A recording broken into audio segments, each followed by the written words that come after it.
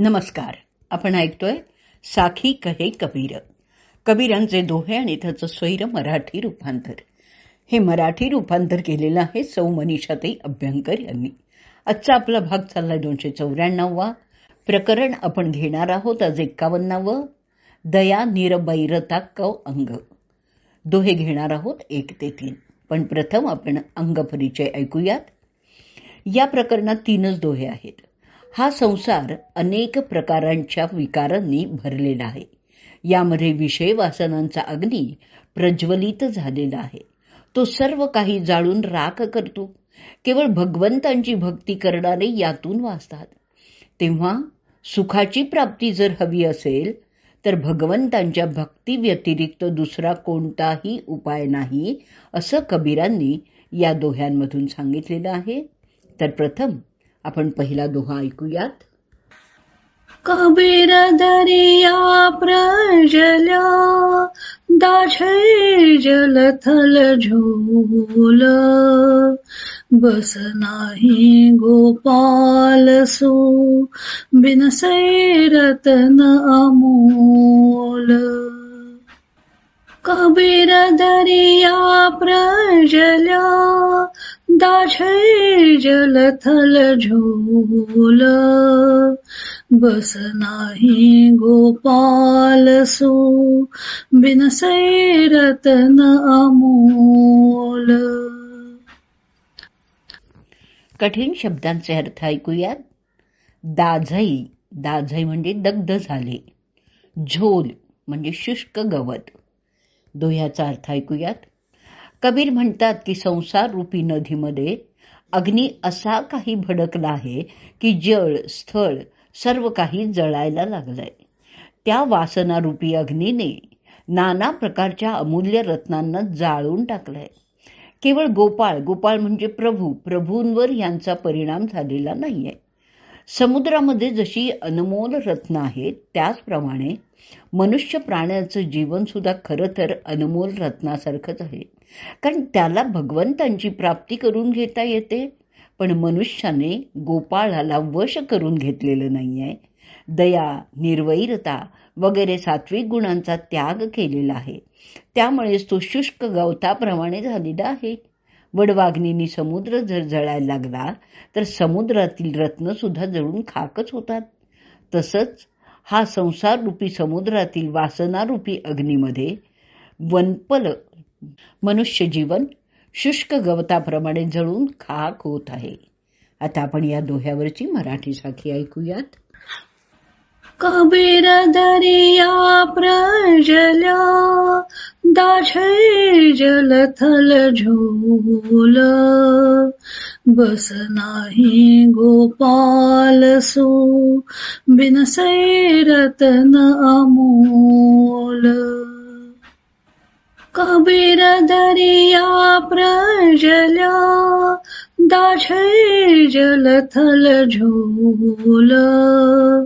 बस नाही गोपाल सो, बिनसे रतन अमोल. पुढचा दुसरा दोहा ऐकूयात. ऊन में आई बादली, बरसने लगे अंगार. उठी कबीर धाह दे, दाझत है संसार. ऊन में आई बादली, बरसने लगे अंगार. उठी कबीर धाह दे, दाझत है संसार. कठीण शब्दांचे अर्थ ऐकूयात. उनमी, उनमी म्हणजे उंचावर. थाह, थाह म्हणजे पुकार. दोह्याचा अर्थ ऐकूयात. आकाशामध्ये उंचावरून मेघ निखाऱ्यांची वर्षाव करू लागला. त्यात सर्व जग जळून जात आहे. मग कबीर म्हणतात की भगवंतांच्या नामाचा पुकारा कर. भवसागरात सर्व संसार होरपळून निघत असल्यामुळे कबीर दुःखी झालेले आहेत. वास्तविक आकाशामधून उंचावरून मेघ जलाचा वर्षाव करतात. त्यात भिजून मनुष्याला शांती प्राप्त होते, उल्हास वाटतो. पण हा माया मेघ अग्नीचा वर्षाव करत आहे. त्यात सुख शांती कशी बरं लाभणार? आणि म्हणूनच कबीर भगवंतांची करुणा भाकत आहेत. आता आपण ह्याच दोह्यावरची मराठी साखी ऐकूयात. मेघाले आकाशी बरसते अंगार, उठ कबीरा करी पुकारा, दग्ध होई संसार. मेघाले आकाशी बरसते अंगार, उठ कबीरा करी पुकारा, दग्ध होई संसार. पुढचा तिसरा दोहा ऐकूयात. दाध बलिते सब दुखी, सुखी न देखो कोई, जहाँ कबीरा पग धरे, तहाँ टुक धीरज होई.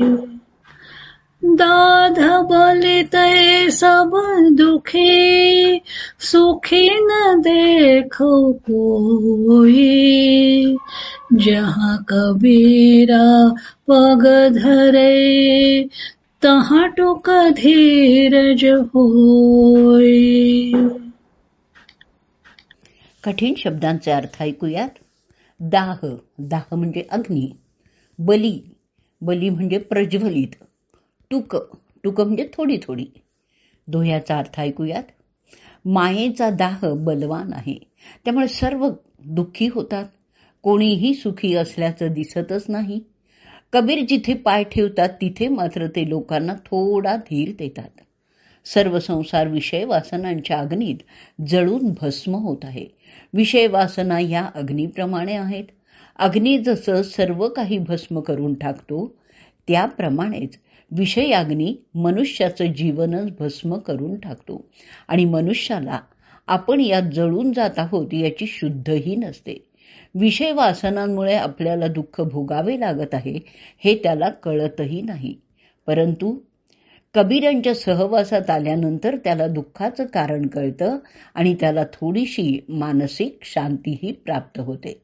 आता आपण ह्याच दोह्यावरची मराठी साखी ऐकूयात आणि या साखीबरोबरच आजचं आपलं प्रकरण आणि आजचा आपला भाग इथेच आपण संपवूयात.